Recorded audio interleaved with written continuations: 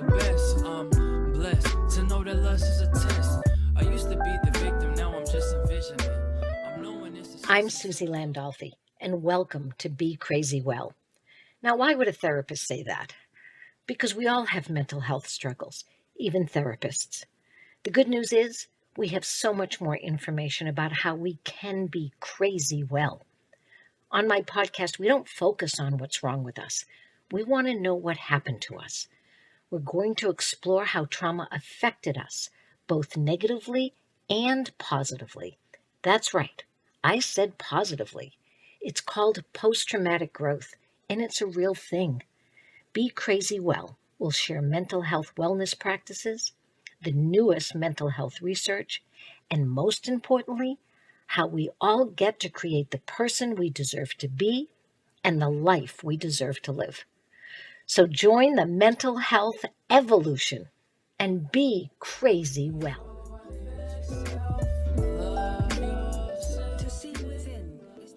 Hi, everyone. Welcome to Be Crazy Well. That's right, a therapist giving you permission to be crazy. The only caveat, you have to do it well. I was having a conversation, we were writing about the word unique, one of the wonderful combat veterans that I get to work with, Andy Ward. And we were realizing that we were using the word unique as something positive. And then when we looked it up in the dictionary, it was kind of like weird. It said weird. And there were other definitions of it. I thought, well, we see unique as being different and adding to the color and the creativity, the forward thinking of an entire community, a family, a culture, a world.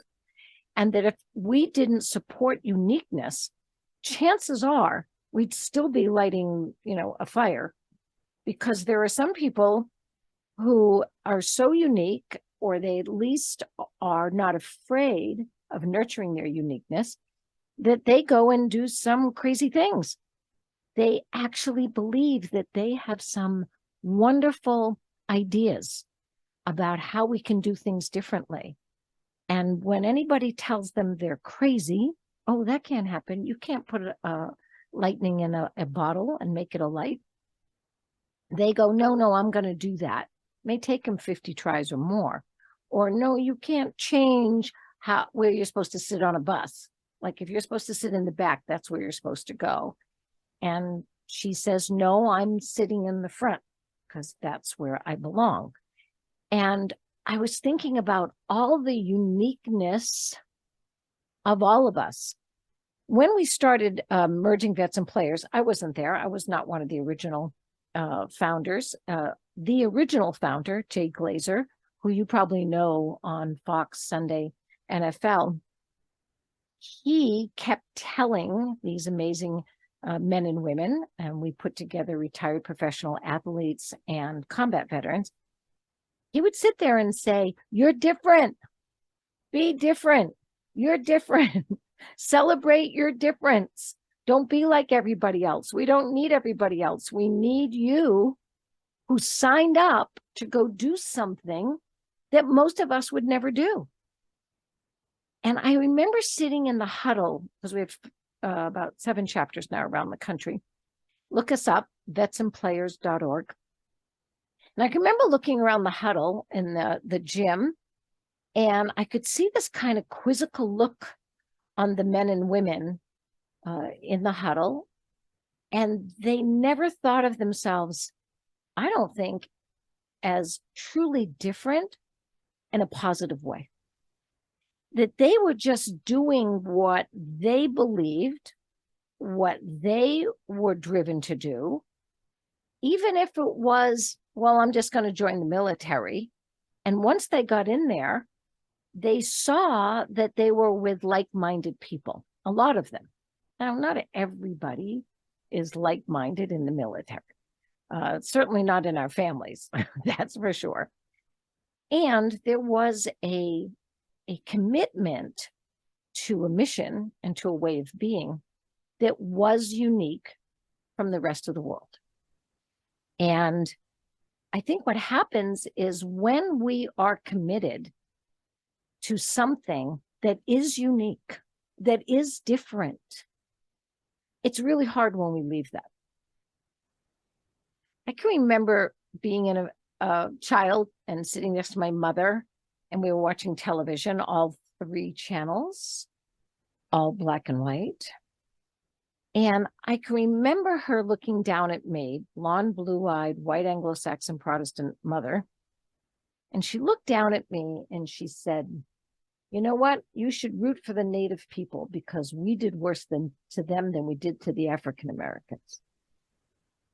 And I remember like thinking, oh my goodness, this is a very unique mother. This is a very unique perspective of parenting handed down to me from what didn't look like a unique human being. And yet she was different. And I remember all the times in my life that this beautiful woman, and not necessarily though, she can go to college. She wasn't, standing out in a crowd all the time. She worked some jobs in factories and took care of us when my mom and dad divorced. And yet she had a unique perspective that she wasn't afraid to share. And she didn't necessarily do it, like in the loud and down, marching and protests and things like that. She just lived her uniqueness. She lived her principles. She lived what she believed to be right and ethical and principled. And that's what she did. And you would never call her unique. That's not weird. In fact, she didn't, like I said, she didn't look weird. She didn't act weird. She didn't make a big deal about things. And I thought about that a lot today and the other day when we were talking about being different, being unique. And I thought about a lot of the people in my life and how unique they are and don't know it. And so when I was telling you just a minute ago about the wonderful men and women I get to work with at Emerging Vets and Players, the combat veterans and the retired professional athletes, I couldn't help but think, because they don't know they're that unique, or they may think they are only when they're in the military, only when they're on the football field, the basketball court, the tennis court, the swimming pool, wherever they're being a professional athlete.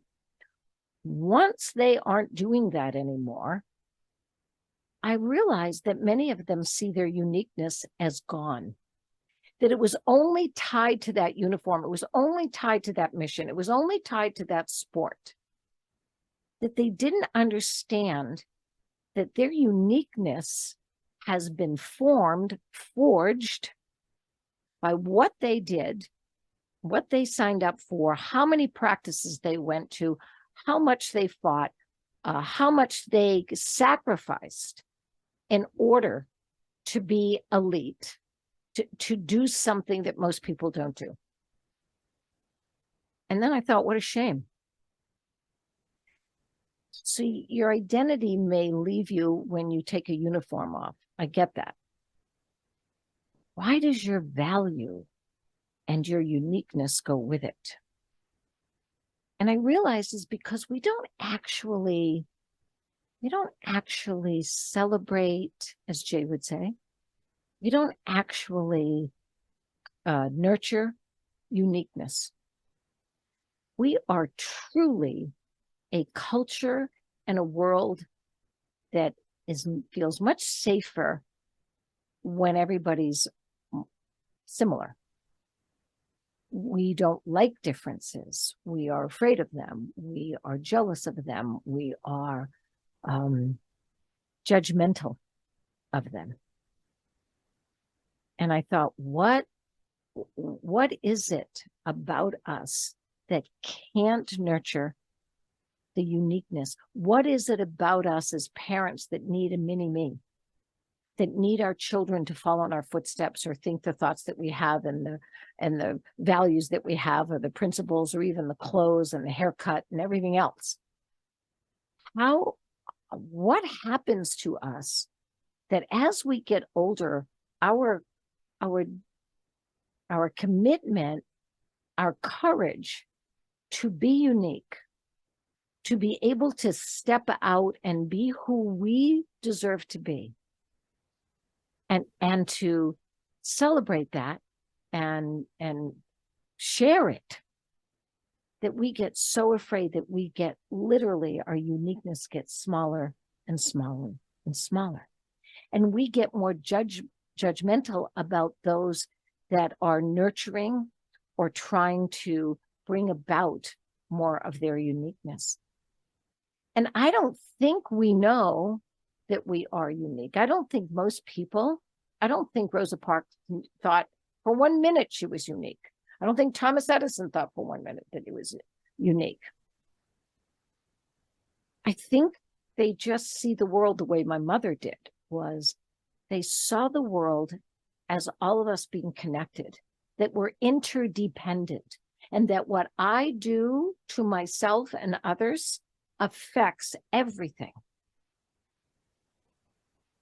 And I realized too that we are afraid of this idea that we could look different and still be more similar, that somehow the outside of us is what proves that we are the same, or that we're more connected or more alike. So we work really hard to make sure that we kind of wear similar things. If someone walks in the room and they're wearing something completely outrageous, we're like, whoa, whoa. There are all kinds of judgment, fear around how somebody looks different. So it even starts right from the outside. Never mind the fact that if somebody doesn't look different and they don't look unique in any way, and you're standing next to them, you start having a conversation, and all of a sudden they have a unique view of the world, or a unique way that they even hold their fork, or whatever it is that they're doing. And all of a sudden, we start getting anxious. We start realizing about the other, that this is too different, like too different to be able to be okay. And instead of being curious, we actually shy away. We don't ask the questions. We don't explore how this person got this unique idea, this unique perspective, this unique way of dressing, whatever it is, even their new unique way of holding their fork, whatever it is. And I read something that Gabor Mate, and if you don't know Gabor Mate, you should look him up, Dr. Gabor Mate, and he's just a wonderful disruptor of how we treat people who struggle with the effects of trauma by using substances or behaviors. And I won't even say addicts or addiction, because I find that shorthand and that label doesn't tell you anything. It doesn't tell you about the trauma that somebody went through and how they were trying to find a solution between using or some relief through drugs, alcohol, behaviors, whatever. And Gabor Mate himself has been very forthcoming about how he was so anxious and so disconnected and afraid to be connected to people in a deep way that he actually had a shopping problem where he wanted to go and buy something in order to feel better, that he would get a shot of dopamine, that he would feel a little bit better once he went and got something. Of course, to know his story and to know that he is the son of Holocaust survivors and members that did not survive in the Holocaust might tell you a little something about anxiety and sadness. But the point of what I'm trying to make is that he came up with a wonderful idea, and he calls it compassionate inquiry. And I thought, compassionate inquiry, how cool is that? that you are able to not judge, to be able to look at someone with some compassion. And basically, to me, compassion means I don't have any judgment about that. I may have some empathy. I may have some concerns about what someone's doing or not doing. And yet it's not going to stop me from exploring and inquiring about them. And that idea of compassionate inquiry, that we want to know about the person. We want to know about their difference, their uniqueness, why they may dress that way, walk that way, be that way. What is it? What is their story? And how did they come to be so unique? I mean, wouldn't it be great? I mean, I know you can go back and look this up. And actually, I think I did, where you can go back. People asked Rosa Parks all the time, like, why did you do that? And she said, I wanted to sit down. It's not like a big issue here. And my sense is that sometimes unique people who do absolutely incredible things and change things, that they don't necessarily see themselves as unique and don't even see the behavior as unique. Gabor Mate was very instrumental instrumental in doing what's called harm reduction. So up in Vancouver, when people who were struggling with the use of heroin, most of them got very sick from dirty needles or an overdose because they couldn't get clean drugs. And so there was a whole movement and a whole research project, and it was called harm reduction. And these were sites where people who were struggling with using heroin could go and get clean needles, and they could get heroin that was not tainted with anything. And they could actually shoot up at that site in case there was something wrong with them that they might overdose, they would be safe. Now, I know a lot of people, because I was around that time, and they were horrified by this, absolutely horrified that someone would even suggest that we should help or support somebody who's doing something so harmful to themselves and something illegal. And for some, it was even, some felt it was immoral. And I realized that why that is because of our fear of when something is different. And if you really think about it, we were talking about harm reduction. And I would ask all of you right now to think about, if you had something that was possibly terminal lethal to you or to someone you loved, and the doctors or the medical community would be able to say, look, we can reduce the harm that this particular virus is doing, or we can reduce the harm of how this bone is rubbing up against, and we can clean something out, that we are constantly advocating for harm reduction, that we will use a chemical and say, oh, it's less harmful to the environment. It's less harmful to your family or to you. So I'm not quite sure why harm reduction, when it came to this idea of helping people who are struggling and starting a process of keeping them alive and keeping them safe, in hopes that someday they could truly get the healing they deserve and the treatment they deserve, to not have to use heroin.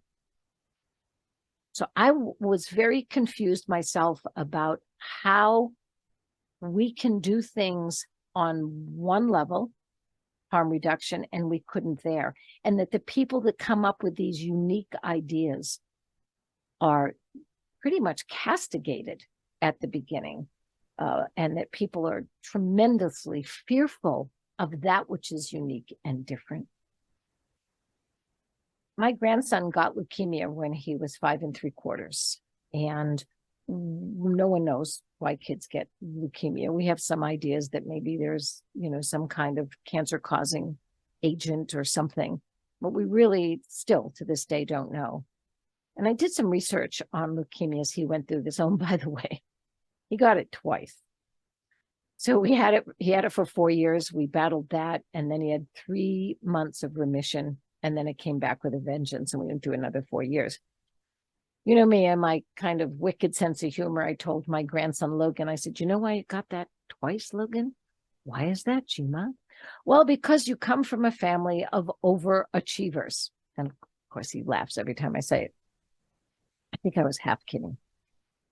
But anyway, as I did research on leukemia, I didn't know this, but at one time when kids got leukemia, they all died.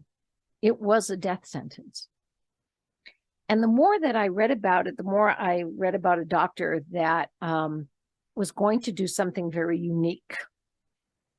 He decided he was going to give these kids who were dying, and they were all terminal, that he asked the medical community or the hospital he was working on if he could give them massive doses of chemotherapy. And they said no. They said no. So he went around trying to find an institution or a medical facility that would allow him to do this experiment. And they said it was too dangerous. And I'm going to tell you, as somebody who watched my grandson close to death, at that point, nothing was too dangerous. And so he was actually blackballed from the medical community for just advocating this and not being able to do it, but even talking about it in conferences. So anyway, make a long story short, he finally found someone who gave him permission to do this research, and he gave them the chemotherapy and they all lived.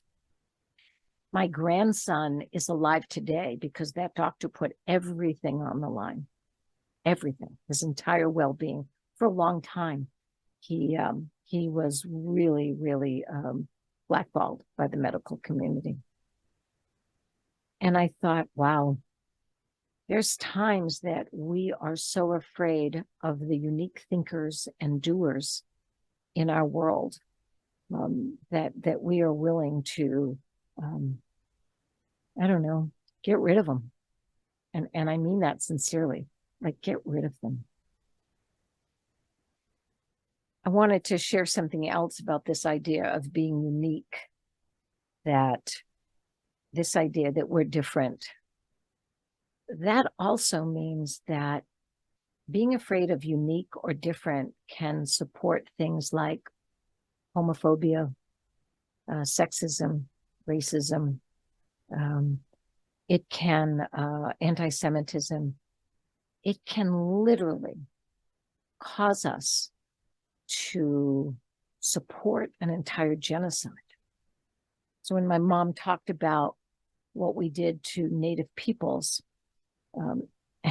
it's true that this idea of us being so terrified of the unique, of the different, that we don't even want difference in our family or in our community. I have the honor of working at a treatment center. And other than working with the combat veterans and the retired professional athletes, I probably haven't met people that are more courageous than people who choose to go into treatment.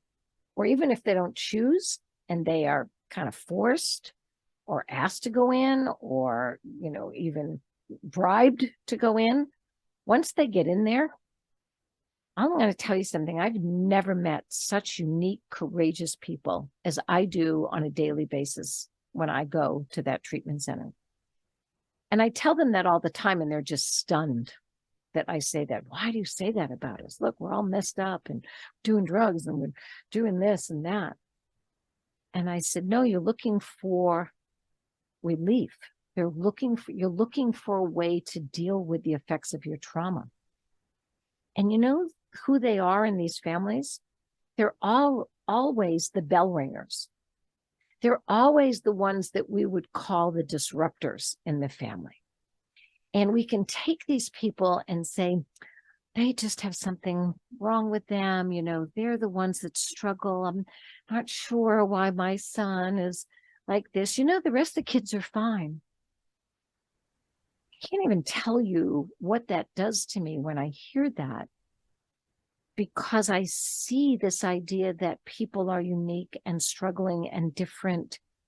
And just because they are struggling, that there's something wrong with them.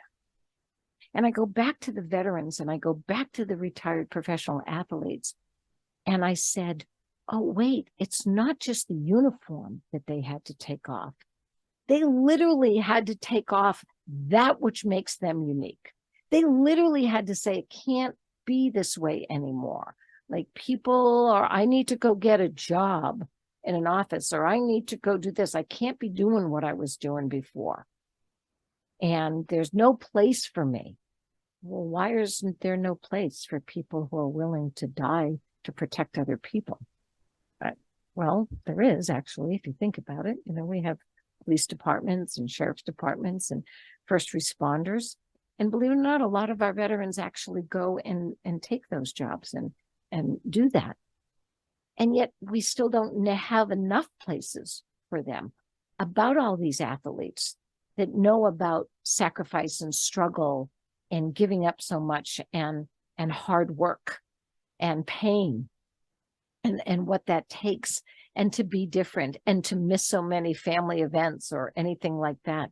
Why aren't there places in our community to take those superpowers, those unique people with these unbelievable superpowers, and have places for them to be unique? Now you can say, oh, well, they could probably coach and they could do that. I'm talking much bigger than that. And I'm not saying coaching is small. I'm just saying there can be things in our community and in our lives where we can utilize the uniqueness of these men and women and the artists and the musicians and everybody in their uniqueness. There should be more celebration of being different and wanting them in the community, actively serving the community, and actively encouraging us to bring out our own uniqueness. So I challenge you. I'm offering you an opportunity to think more deeply about those moments in your life and that uniqueness, or how hard you try to be like everybody else. And what if, I don't even care how old you are, what if you could actually start to nurture that uniqueness in you, that ability to be different, and enjoy it. INJOY, enjoy, the joy within. And I'll share one final story. So when I was 50, I'm living here in Los Angeles, and I decided to let my gray hair grow in. Now, you probably understand that we're in Beverly Hills, Hollywood, the entertainment industry. And it's not very friendly to those of us that age because they're afraid of it. And there's a high price and value on being young and looking young and staying looking young. So here I am 50, and I decide to let my gray hair grow in. And several of my girlfriends said, oh my God, don't do that. You'll never date. You'll never be able to do anything back in the entertainment business. Don't do it, Suzi. It will not go well. It took me a year to let my gray hair grow in. I did it anyway. And here's the funny story.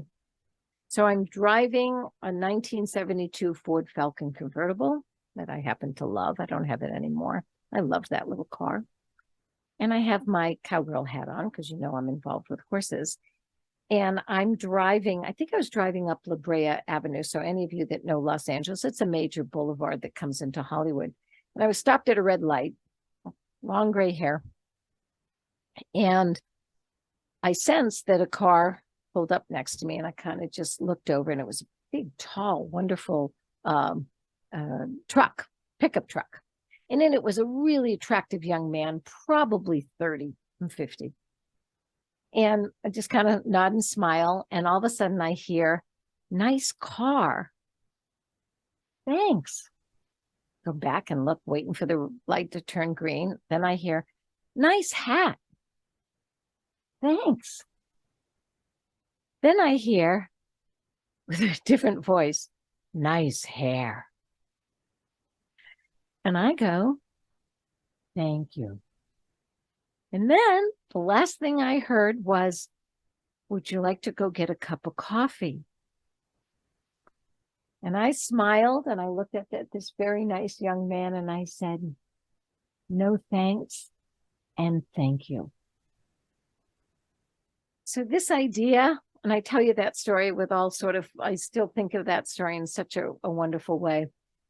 And I thought, afraid of our uniqueness, afraid of what we're going to lose, afraid of being different, afraid of being authentic.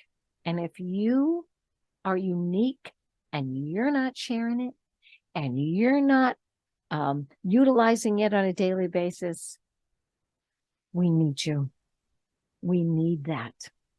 Do not be afraid, ashamed of what makes you so special and so different. And we need more of it. We all do. It will inspire all of us. So I invite you. Compassionate inquiry. Check with yourself.